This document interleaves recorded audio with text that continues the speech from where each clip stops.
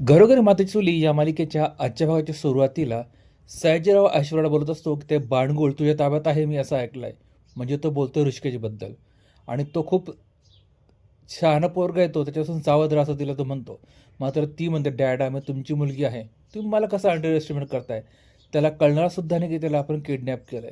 त्याला असं वाटतं की पोलिसांनी त्याला पकडून ठेवलंय. म्हणून दोघे फार खुश असतात. मात्र तिकडे ऋषिकेश मात्र त्या गोदामातून बाहेर पडायचा प्रयत्न करत असतो. त्यावेळेस ते खोटे पोलीस पुन्हा तिथे येतात आणि त्याला पकडतात. पण त्यांच्या बोलण्यातनं त्याला हे कळतं की आपल्याला खोट्या पोलिसांनी पकडलंय आणि खोटी माणसं सयाजीरावाची आहेत. मग तो खूप चिडतो. दुसरीकडे मात्र मकरंद आणि जानकी ऋषिकेशच्या शोधत शोधत एका दुकानापाशी येतात.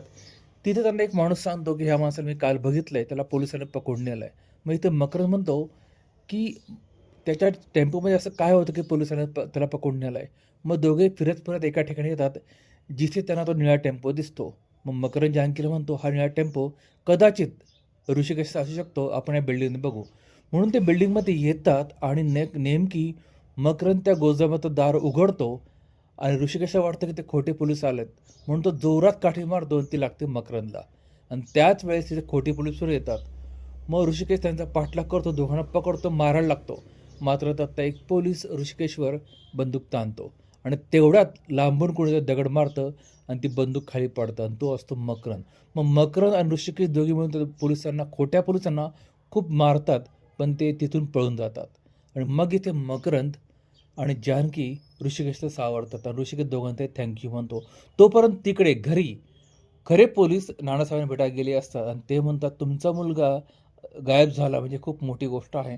ते त्यांना विचारतात की तुमचं कोण दुश्मन वगैरे आहे का. मात्र ते म्हणतात असं काही नाही आहे. मग मात्र पोलिसांना म्हणतात की आमचा तपास चालू आहे, आम्हाला जसं काही समजेल आम्ही तुम्हाला सांगू. मात्र पोलीस गेल्यानंतर आई रडायला लागते आणि ती सगळा दोष जानकीला देते. मात्र नाना सांगतात की ती मुलगी ऋषिकेशला शोधत शोधत आपल्याच घरी आली होती. आणि मित्रांनो, इथे आजचा भाग संपतोय. आता उद्याच्या येणाऱ्या भागामध्ये जानकी घर सोडून निघून जाणार आहे. बघूया पुढे काय होतं ते.